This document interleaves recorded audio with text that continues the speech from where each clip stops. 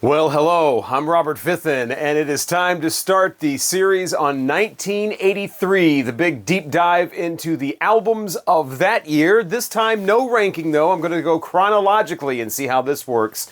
I've got the release dates for most of the albums, or at least the month. I'm going to try to do my best investigating to find out the exact dates of these, but we're going in chronological order. Hundreds of albums, so let's get right to it. But before I start, let's get right to it. But before I start, that's contradictory. I get that, but a lot of people start their videos like that. So why should I be different? 1983, special year for me because that was the year that I made a specific determination to get into current pop music. I was 10 years old, and previous to that, I'd always gotten, when I was a little kid with the records from the rummage sales and whatever, oldies from the 50s and 60s, a lot of that kind of stuff. Was into the Monkees, was into Kiss when they were like towards the end of their makeup years. So they were kind of like current for me when I was about 7 years old, something like that. But was really into Elvis Presley before that, was into the Beatles after that. So it would usually have been music that was, 15 years in the past or 20 years in the past or whatever, with the exception of some K-Tel records or whatever. That's how I knew some of the current hits. So in 1983, I made a determination. I'm going to get cool. I'm going to get with the times. I'm going to get current. I'm 10 years old now. Come on. And so I'm going to start listening to the radio, Top 40 radio. I started writing down all the songs on the Top 40 countdown, started putting stars next to my favorites. And here I am all these years later, still going to put stars next to my favorites. That's how I'm doing these, rating these instead of ranking them. So we're going in chronological order, and we're starting with Eurythmics, released on January 4th, 1983. Sweet Dreams are made of this. It is their second album. You got Annie Lennox, you got Dave Stewart. That's basically Eurythmics. By the way, they are not the Eurythmics. Just so you know, they are just Eurythmics. Annie Lennox will tell you that if you ever make that mistake and you are interviewing her. Not that that happened to me or anything. That happened to someone else who relayed that information to me. So I was all cool, like, hey, yeah, Eurythmics. But yeah, so Sweet Dreams are made of this. Remember the first time I saw this video, Friday Night Videos. I was there for the premiere of that. That didn't happen, of course, until July on NBC. We did not have cable at the time, my family, so this was the way that I saw music videos. And people remember where they were when older than I am, when they saw like the Beatles on Ed Sullivan's show, or even older than that, Elvis Presley on Ed Sullivan's show, or the moon landing, or some sort of presidential assassination, or in the 1980s a presidential assassination attempt, or the OJ verdict. You remember exactly what you were doing when that was on TV. I remember exactly the night that Friday Night Videos premiered. I was so ready for it and watched the whole thing like this. I remember every video detail. The first one they played was Beat It. Just want to say Michael Jackson, I just want to say right now, I will not be doing Thriller because that came out in 1982. But let's get back to this. Video of this was so striking with her and her bright red hair, and it just like, who is this Eurythmics? I didn't know any of these. They were all new to me just about. Eurythmics was certainly like that. Sweet Dreams with its, synthy kind of stuff. I'm not so much into the synth stuff and the drum machines and stuff like that, but if you're going to do it, this is the way to do it. You want to make it sound moody. You want to make it sound atmospheric. You want to make it sound sort of exotic. And that's exactly what they did, especially for a little 10-year-old like me who had not seen anything or heard anything like this before. Then the next one they showed like a few months later was Love is a Stranger. Now that became my favorite. That's still one of my favorite Eurythmics songs. But I want you so it's an obsession. That sounds just like Annie Lennox, don't I? Yes, Love is a Stranger, my favorite track on here. Listening to the album, though, and the album tracks, which I didn't get this album until much, much later. I had the 45 for Love is a Stranger, so I never got the tape or the album for this until a lot later. But listening to the rest of the tracks on here, this really does set up an atmosphere, really sets up a mood. Especially the really kind of eerie, kind of low, bassy kind of synthy stuff like The Walk and Jennifer. And this has got a lot of great tracks on there. Of course, you can't read what any of them are. It's in this completely like elegant font, white on gray. Not sure whose decision that was, but you got all this. Can we just get real and just put a track? No, we got to do art because we're Eurythmics. Okay, got it. This is the house, and that's another one. There's so many people living in this house. I don't even know their name. I just imagine this like they were living in this art house with all of these people sitting around painting and I don't know, doing drugs or what. I think I was 15 probably when I got this album. But yeah, Eurythmics always very striking to me from that very first episode of Friday Night Videos. And yeah, While the City Sleeps closes this up. In the city! You know, I love that song as well. A lot of great songs. This is a really consistent album. Most albums, though, like that, they got the one song you skip over. The song for me that I would skip over on this is their cover of Sam and Dave's Wrap It Up. I don't think it suits their style. I don't think they do a lot for the song. It's a soul song. It's a gritty song. It's Sam and Dave. It's a fun song. It's not really, I don't think it's meant for them, and it doesn't sound great when they do it. Of course, the Fabulous Thunderbirds would do it a few years later in '85, have a hit single with it. I think it's much more suited for them. The skippable track on here is, Wrap It Up. So this all just seems so futuristic to me and just so exotic and interesting. And Annie Lennox especially, with her whole appearance, she just seems so cool and but at the same time, so like intense and intimidating. And of course her voice, stellar. I mean, I come to realize that later, hearing more of the deeper album tracks on this album. And also the other one they released in 1983 coming up. But yeah, just, I remember that red hair and that short red hair and just her becoming so controversial in the United States for that. And if you weren't around at the time, you just have to imagine that something like that, just having short red hair as a woman would just cause people just panic. Oh my God, what? What in the world? Pearl clutching or whatever they call it these days. But overall, I do like their next album a lot more than this one. I think this one has, it's very interesting overall. It does have the Wrap It Up and whatever, but you can overlook that. I mean, every 5-star album is going to have a couple of duds on there, but or one. But yeah, I'm going to go ahead and give this 5 stars. Like I said, I think their next album is even better. But I can't just do 4 stars on this. It's too memorable to me. It was too much of instant attraction. So yeah, Eurythmics' Sweet Dreams are made of this 5 out of 5 stars. So second album I'm reviewing, and already a change of atmosphere. This is the Pac-Man Wall in Blueberry Hill in St. Louis. A great place to get something great to eat, maybe see a band on stage. But also they've got all kinds of incredible rooms in the back that you can go check out all kinds of artifacts from all decades, really. But I thought it would be appropriate to be in front of the Pac-Man Wall for some of these reviews. On January the 5th, 1983, Planet P released their debut album, and I say they, I use that term loosely. It's really just one guy, Tony Carey. Now, I like Tony Carey's albums. I like some of his songs. Some Tough City's a great one. He's got kind of gritty lyrics. They're always about like Vietnam vets coming home and, the roughness of the city and, love songs and that are about bad relationships and things like that. Tough lyrics from a tough guy, Tony Carey. I like a lot of his solo stuff. This is his project, though, where he's trying to be a little more spacey, I guess. He's trying to, branch out. The songs would not fit his solo career, so he came up with this Planet P. Now, on later releases, same cover, but it's called Planet P Project, so that's the same album. But, so yeah, this is supposed to be kind of spacey, kind of different themes, kind of branching out. It is 1983, so a little bit of 80s sound in here, but unfortunately, this is not very interesting at all. I'm definitely more of a fan of Tony Carey's solo stuff. This does not do it for me. You may recognize Planet P from a video they used to have apparently on MTV called Why Me? I didn't have MTV at the time, so I don't know. It was never on any of the video shows that I used to watch, like Friday Night Videos or any of the local ones or any of that. Sometimes they'd show videos on other shows, but I don't remember Planet P, Why Me, but that's the single. This mostly just sounds kind of dull. For being like sort of spacey and progressive and out there, it doesn't really go very many different places. And all the songs are pretty much basic structure. They're all pretty much the same length. They're all like 3.5, 4-minute songs. Nothing really overly interesting. Nothing you can really sink your teeth into. It's just kind of a bland album. I don't know that anybody, really champions this. I saw it on Discogs.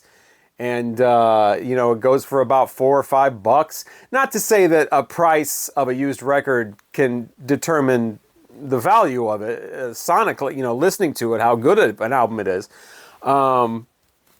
because there's some cheap albums that are great, but not this one. This one is just kind of sits there. It's not interesting enough to really take advantage of the whole like space kind of, computer age, whatever he's trying to do kind of stuff. It's not catchy enough or hooky enough to be pop music. It's just not enough of this, not enough of that. So it just kind of sits in this sort of limbo where not a lot is happening. So can't really recommend this one. I'm going to give Planet P 2 stars. There's just not a lot really to say about this. Not a lot going on. So on January 10th, Neil Young released the album called Trans. Now, I always thought this was a 1982 album, and it does have the 1982 copyright on it, but it actually, apparently, from everything I've seen, was released in January on the 10th in 1983. So, mind blown.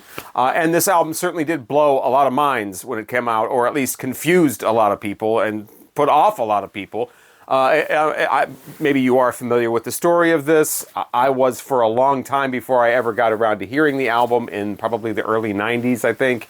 And yeah, it definitely has its notoriety. It's Neil Young going completely off the road and into this like electronic synth kind of thing. And I don't mean just doing some synth pop to try to stay in touch with the times. I'm talking about going full-blown computer voice, Sennheiser, vocoder, and all this kind of stuff. I mean, if you just heard some of the songs on here, like Computer Age and Sample and Hold and We Are in Control or whatever, you would never guess this is Neil Young unless you actually knew the story behind this album. So yeah, it was definitely off-putting to a lot of people. You're expecting to hear some either hard rockin' Neil Young or some country ballad Neil Young or singer-songwriter type stuff. He's got a couple of different lanes he goes in, but never heard anything like this before from Neil Young. And the record company agreed and were like, yeah, what is this? Because he just had signed to Geffen after being on Reprise for pretty much his whole career.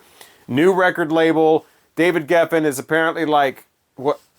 And then later on actually tried to sue him, or did sue him, I think. I don't know which way it went. But going to bring up some legal action because he made a Neil Young album that didn't sound enough like Neil Young. And as ridiculous as that sounds, the older I get, I kind of understand the record. I mean, the record label's in business to make money. Come up with something profitable. You sign a big artist like Neil Young, you expect to hear some Neil Young, not some like Thomas Dolby or some, whatever he's, Kraftwerk or whatever.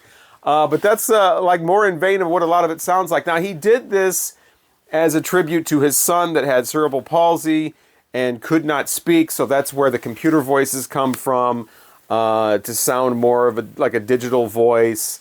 And it's all about trying to do something for his son, which is very noble. Of course, the bridge concerts he did later, I think that made more sense than to do an album like this. But this album is not only just the computer stuff and the synth stuff. It is also, it starts off with a song called Little Thing Called Love, which is kind of a boogie tune. You're like, all right, well, this isn't great or whatever, but, it's Neil Young. Maybe the album will get better. No, second song, boom, right into the electronic stuff. And so, what is this? And then it stays there for a while. We eventually, it decides to play a new version of Mr. Soul, Buffalo Springfield song. Well, hello, Mr. Soul, I stopped by to pick up a reason. That's all computer now. That's all electronic sounding now. His vocals are less in that computer-generated effect mode on that one. They're turned down a little bit, but they're still there. Like an Inca, 9-minute track ends this. And it kind of pulls you back into normal Neil Young's, territory with this repeating guitar lick that goes over and over. It's a pretty decent song, actually. I do think it's a little bit long for what it is. It would have made its point at 5 minutes. That would have been, I think, better. But nothing is conventional on this album, so we got to stretch this thing out for 9 minutes. But decent. But overall, I can appreciate his effort. I understand that artists like to branch out and try different things, especially when they have a specific reason to do that, especially when you've had this storied of a career and it's gone on for this long and you put out this many albums. It's time to try something different. I just don't know that this is completely successful all the time. It does kind of sound like sort of more generic type of synth stuff that more of a third tier electronic band would do, and not something that would be like groundbreaking or like, oh my God, you know, influential or really capturing people's attention. Go, oh my God, Neil Young just reinvented himself. It was more like Neil Young just confused everyone. So I can't really rate this one too high. Like I said, I knew its story before I heard it for the first time back in the early 90s. I might have listened to it again somewhere along the line, and then just obviously for this video series got reacquainted with it. And I don't have it, you know, and it's not really something I feel like I need to add to my collection. I've got so many. I've got pretty much every Neil Young album with the exception of maybe 3 or 4, you know, either on the original albums or later on, the later ones on CD. And I just feel like this one is just kind of like a footnote in his career that I don't necessarily need to have as long as there's streaming available if I ever do want to hear this again. So I think I'm going to end up just giving this 2 stars. Also on January 10th, Naana released this self-titled album. It's all in German, and I've actually already reviewed this album when I attempted to do an entire video all in German. So you can check that out if you want to see that mess. But just, you know, yeah, I'll go ahead and talk about this again because this is quite the life-changing album. I also did a video about life-changing albums, but I put my own spin on it, and they were albums that changed my life for the worse. This one actually changed my life in a good way, so I thought I'd mention that as well. This was 1983, of course, and so by the time 1985 rolled around, I'd already fallen in love with 99 Luftballons, and Rock Me Amadeus from Falco was already out at the time, and I was going into junior high, 8th grade, so I knew I wanted to take a foreign language. And so the decision was, would it be Spanish or German? Because those were the 2 options offered. And I definitely chose German because of Naana and Falco being played on the radio. I'm like, I never heard Spanish songs on the radio. I never heard French songs. I never heard, you know, Italian songs or what, and nothing but German. So I thought, you know, I want to know what these German songs are. I love these songs. I want to be able to speak this language. And so that's why I took German in junior high, which led to continuing learning German in high school, which led to continuing learning German in college. And then I've forgotten most of it because, you know, I never used it. I never have been to Germany yet. Always planned to go. Still haven't been to Germany.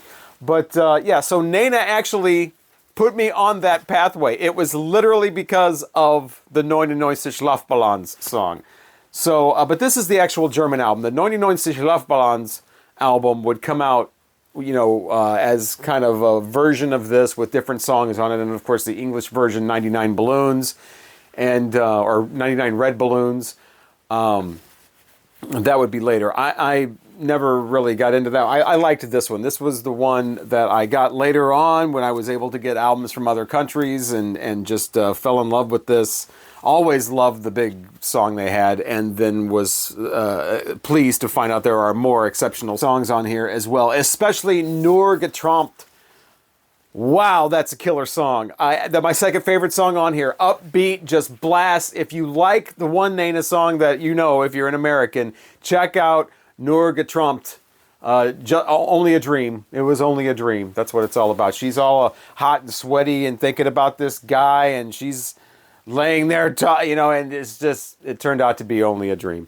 But, you know, sometimes those kind of dreams are okay.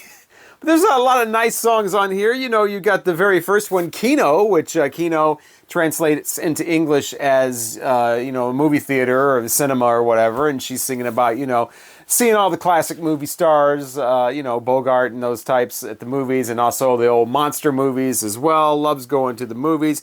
That is followed by Indianer, which is all about Native Americans. It's not great. It's probably my least favorite song on here. So yeah, song 2, already my least favorite song. But, you know, because it's kind of, the lyrics are just kind of, you know, really elementary, you know, we are Indians, we are brave, and we are strong, hooray. You know, it doesn't really get into the plight of the Native American or everything they went through, or what. It's kind of like what a child would sing about or something like that. So I'm not a big fan of that one. Not even sure why they're choosing to sing about that. Vermont, like a full moon. That's this nice breezy guitar kind of thing going on. Really a nice mellow tune. Really like that one as well. Zaubertrick, Magic Trick. That one has kind of a Toto Africa kind of feel to it, but it's pretty cool. She does start singing in French on that, though. So it's like, that's not even fair, okay? You can't have a German album where they start singing French. I'm over here trying to learn what they're saying, and now they've gone off into a whole other language. But yeah, and speaking of not really understanding some stuff on here, there's also songs on here like Tanz auf dem Vulkan, which is Dance on a Volcano. So in order to understand a lot of things in that song, you have to understand German phrases, you know, like German cliches and whatever. So like dancing on a volcano, I guess, is sort of like living on the edge or something like that. So yeah, so Naana's first album, loved it. A lot of great music on here. And of course the title track, 99 Schlafballons. If you only know the English one, check out the German one, and then, you know, if you don't know German, translate it with like Google or something like that, and you will see how the German version, the lyrics are different. It's not a literal translation, what they do to the American one. In fact, the balloons are not red, they're just balloons. And it's a lot better written as a German song, a lot more, you know, kind of to the point, and really makes a statement. It's not about being in a toy store or whatever. Anyway, so yeah, great stuff on here. Fell in love with this. Played it over and over again when I finally got the full album, and I worn out my 45 of 99 Schlafballons. And yeah, first saw Naana, of course, on Friday Night Videos, and you know, it was the only thing that suddenly a German video would come on, just like the radio. Suddenly a German song would come on, and then of course the English version was released, and they started playing that, and I became disinterested and just wanted to get the album, and so glad I did. So yeah, the original German Naana self-titled album, Ich will geben Ihnen 5 Sterne. You know, I've been finding out that the Stranglers are not one of those bands where you can just see their name on an album and go, oh yeah, I like a lot of their songs. I've heard a few of their albums. I'll get this. This will be pretty good. They are not that band. They have albums that sound completely different from their other albums. If you are familiar with more of their hard-hitting punk stuff or their more aggressive stuff, and you're expecting that from some of their later albums, you are not going to get that. Now, I'm all about bands and artists changing and trying different things and going in different directions and all that, but it's got to work. It's got to still be interesting. It's got to still have the essence of what they're all about. And the Stranglers just seem like they have completely become unattached to anything they've done before. Like, they are just untethered to any kind of thing that made them what people like. You know, if you're familiar, I think the big 3 songs, and I don't want to say their biggest songs, I should say, in the U.S., probably Get a Grip on Yourself, Peaches, and No More Heroes. And then, you know, a couple of the full albums, especially their debut. But they're not really known here outside of that. And to get into them, you really have to seek them out yourself if you're in the United States. And so that's what I've been doing. And now we're up to this album called Feline. And not a big fan of this. It seems meandering. It seems kind of tuneless. It's kind of dull. Starts off with this 6.5-minute song that is just these aimless keyboards and just talking vocals. It's called Midnight Summer Dream, which is a great title. You think that's going to be, wow, Midnight Summer Dream, that really conjures some images of what that could all be about. No, it's just a talking and just meandering keyboards. Other tracks on here are just, you know, as side 1 plays, it gets more and more tuneful with each song. Each song sounds a little more realized than the previous one. So it builds up. It's definitely not front-loaded, I'll say that. This is kind of, I mean, I know CDs were out in '83, but it's really just before the CD era, before they get really popular and before everything started getting front-loaded. And this is not a front-loaded album. This album builds with songs like Ships That Pass in the Night, It's a Small World. And by the time you get to the European Female and Appreciation, that starts to sound more like soft-core porn music. Not porn music, soft-core music. That's a totally different thing, because when you're soft-core, you've got a little bit bigger budget, You've got to rely more on atmosphere and the setting and everything and the lighting. And it's usually done in some exotic area, you know, like the south of France over here, or they're in some sort of Italy, or they're on an exotic island somewhere. Exotic island. And softcore. And this sounds like the music that would go with that. So then you get into the song Golden Brown. That's the highlight of the album. That's the one song that sounds like they're actually trying to make a song with a melody and different keyboards doing different things, different sounds wrapped up in the same thing. The lyrics are still involved. I think it's some girl with golden brown skin or something, but that's the song that sounds the most realized. It's definitely the most memorable track on the whole album, and I believe this was a big single in the UK. Again, it's nothing here in the US. But in the UK, I think this was probably a top 10 or top 5 single. I know there was a video for it, and it definitely sounds like the highlight of the album, which I'm not even sure this is on the UK version of the album. So I don't know what you're listening for if you've got the UK version of this. But side 2, a little more interesting than side 1. Definitely tracks on here. You're very European on this album. You get Last Tango in Paris, so don't forget to bring the butter. You've got a song about Rome. You know, you've got, you're going different places, different locales with the lyrics. But a lot of it is either this homophonic kind of singing or just literally talking over just kind of aimless keyboards that are a little more melodic and have a little more going on than the ones in side 1. There is a song towards the end called Blue Sister, where it's a little more energetic, the energy's up, it's doing a little more, it's kind of on the same level quality-wise as Golden Brown. I like that one, but liking 2 songs on an album is going to get you 2 stars, and that's what I would give this. I really wouldn't recommend this at all. If you've got, like what I've got, a Stranglers compilation CD with Golden Brown on it, that's another reason I assume that's a single and a big hit. It's the one with the peach can on the front. Peaches, the best of the Stranglers, I think it's called. If you've got that, you probably don't need this album. I will say, love the cover art. That cover art is so striking. If there was ever, I don't have this album. If there was ever a reason I would get this album, it would be for the cover art. Because I originally had an idea that the framed albums that I think are out of frame, ironically, in this video, I was going to do a thing once where I was going to do just ones that had cats on the cover, or some sort of cat, lion, tiger, cougar, puma, whatever. And I love that cover art. Yeah, I just wish the music was as sort of ferocious or intimidating or dangerous as the tones of that album cover with its, total black with the white outline drawing of the feline there, but it doesn't happen. The cover does not match the book at all with the Stranglers feline. January 1983 was when the Divinyls issued their US debut album. Now, they already had one out in Australia. They provided music for the soundtrack to a movie called Monkey Grip, so that's actually their real debut. But the US debut, called Desperate, actually combines tracks from that album, the soundtrack, and then from the Australian version of Desperate, combines those together to make a unique US debut. And I think this was issued in other parts of the world as well like this. So you get tracks from 2 of their first Australian albums put together, similar to like AC/DC. A lot of bands do that. It's sort of a compilation, but it counts as a debut. It's not like a best of or anything like that. But I had this album. I had this album for less than a day on record.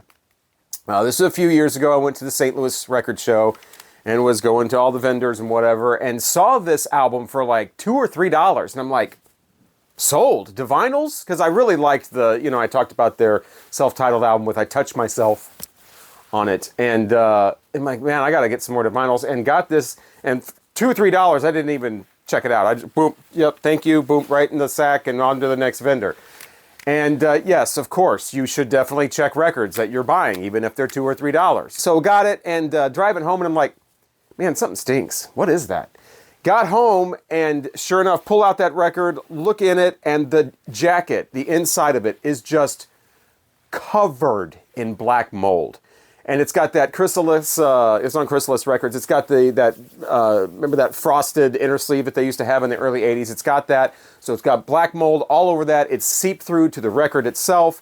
Now, usually I like being the vinyl Lazarus. I like taking old, dirty records and cleaning them and sort of bringing them back to life. That's a real thrill that I get. More in the past than these days, but I really used to like doing that, trying to see if I can bring things back to life, get the mold off there. I know, the tricks with the dryer sheets and the putting it in a sealed container, leaving it outside, all those things, right?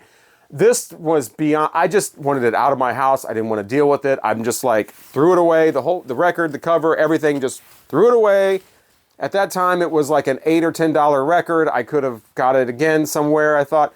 Never saw it before, never saw it again, so never replaced it and put the Divinyls debut Desperate back into my collection. And it's really too bad because I never listened to it. It's really too bad. I heard this album for the first time in the Napster days when everybody was downloading albums and whatever. I downloaded this, thought it was great. It really is even better than that, than I remember. This is an excellent album. Starting off right off the bat with a song from the Monkey Grip movie called Boys in Town, where she's just tired of boys. She wants to find a man. She's going to get on the bus, leave town, and look for some men. Apparently, she lives in a town that only has boys, like Children of the Corn or something like that. But yeah, I love it that when a female singer is singing about men and not, I'm trying to find a boy, hey, I'm girly girl. I don't like that. So I'm glad that she's looking for a man. She's tired of these boys that she's got to give a ride to, even though she's on the bus now. Anyway, so yeah, great way to start that. Very energetic. It's perfect for 1983. It's that not quite, getting a little bit away from the really kind of punkish new wave and going into more of a new wave pop sound. That's the 1983 sound to me. And this album is an excellent version of that. You've got songs on here like Science Fiction that keep it up.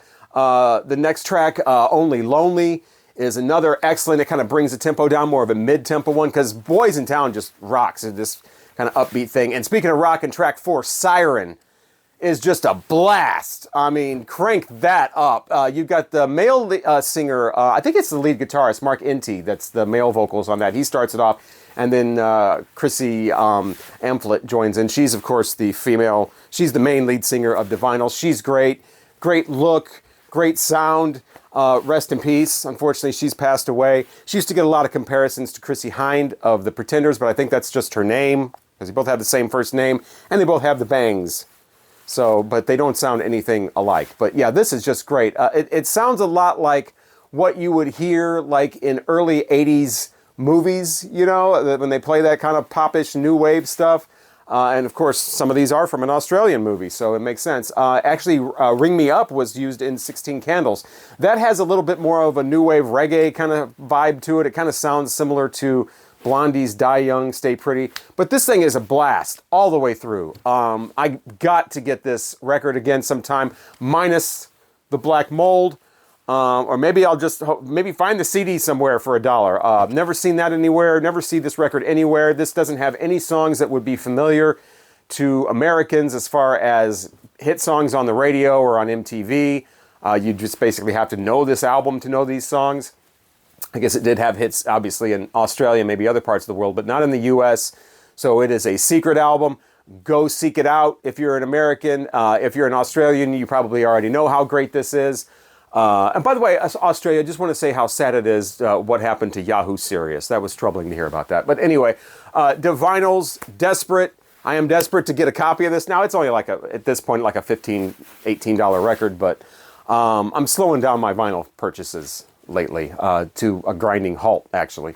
Got to listen to what's in my collection. I got to stop buying records. And so that's one of the reasons I'm doing these year-end things as well. So, but yeah, Divinyls, Desperate. I'm going to give this 5 stars. Yes, it is that good. So I wasn't really that familiar with the band UFO growing up as a teenager, and I certainly didn't know anything about them as a 10-year-old. They weren't really that popular in the U.S. at the time, especially in the Midwest. They never really got played. Well, they got played very sporadically on rock radio here. They were definitely a bigger thing in Europe. But in 1983, January, they came out with the album Making Contact, which at this point, it's basically Phil Mogg's project. Michael Schenker's long gone. Even the bassist Pete Way had just left. And so here we are with just the remaining guy and trying to put something together and make it happen in 1983 for a band that was, peaking in the 70s. And keeping all that in mind, not a bad album. I don't think it got very well received from what I understand from UFO fans back in 1983. Seemed like a band kind of on their last legs, but, I don't think it's that bad of an album at all. It definitely has a tougher sound, more of, focused on just hard rock than their previous couple of albums. This one I'd actually never heard before at all until I started doing the 1983 series here. So, it's got some toughness to it. It's got some overly macho kind of stuff, Diesel and Dust, where he's going to shoot to kill. I was born to shoot to kill, and, left him in the all you can smell, Diesel and Dust, that kind of thing. You do have the opening track, Blinded by a Lie, which is all about the record company screwing him over. And so you get that going on. So they're a band that's been a band, well, at least he's been fronting a band for quite a while now. So you've got all the different things that go on with somebody who's had a history of being in a band, dealing with record labels, being out on the road, the underage groupies. Again, we're going to turn that into a song, not a groupie, but definitely an underage girl who he's on the run with and out on the road, and the cops are chasing him and whatever. But it's okay because Jenny lied. He couldn't believe that she lied. I'm assuming lied about her age, and he's been arrested. He got caught. He's gonna do some time. Less than a year though, just a few months. And when that's up, then everything's going to be okay with him and Jenny. So I would assume that Jenny is less than a year underage. But I don't know what it is with all these rock stars constantly coming out with these underage girl songs. I think it must be part of being a rock star and just having young girls throw themselves at you all the time. And I don't know, but it's still very cringe to me to listen to music like that. And, it's never any kind of, seemingly ever any kind of regret or, not wanting, it's always like the regret is that the cops are after you. The regret is that her father's after you with a shotgun. That's only the ever the only regret in songs like this, it seems like. And the name of that song is The Way the Wind Blows. Before that, to end the side one, you get When It's Time to Rock. That's a little cheesy. It's they're really gonna rock you and all that kind of stuff. I think Queen is probably the only band I think that really pulls off the "we're gonna rock you" kind of thing. Maybe the Scorpions with "Rock You Like a Hurricane" or something. But usually when bands do songs about rocking, it doesn't really work for me. And this one is just kind of eh. There are some nice tunes on here, though, here and there, scattered around. The very final track, Push It's Love, is okay. All Over You is all right. As far as musically, upbeat, energetic, rocking out, crank it up kind of thing. The thing that's missing, probably because there's no Michael Schenker, is the guitar hooks. Those riffs that just pull you in and just, make you want to actually turn it up, and get that great guitar riff going on. There's not a lot of that in there. There is guitar. It is a rock album. It's hard rock. It is, the band's got the chops, but there's just nothing kind of memorable that really makes you want to keep coming back. So it's that kind of thing. Like I said, it is tougher. It is more rock oriented than their previous stuff. The keyboards have been turned way down. They're really only kind of pushed forward in one song, and that's the ballad called You and Me. So definitely a hard rock album. But if you're going for UFO, you're probably going to go for something from the 70s, and this one's been kind of left on the shelf. But I don't think it's that bad at all. I'm going to give this 3 stars because it's, great, middle-of-the-road hard rock music, but nothing that really stands out, nothing that really grabs you, no great guitar hooks, nothing like that. And so that wraps up the very first part of reviewing the albums of 1983 with the first half of January of that year. I really hope you join me as it continues with the second half of January 1983 in the next video, where I'll talk about albums from Bryan Adams, Def Leppard, Triumph, Minutemen, Eric Clapton, and more. Really hope you check that out, and thank you so much for watching the very first episode of reviewing albums of 1983 chronologically. I'm Robert Fitton. Hopefully I will talk to you again soon.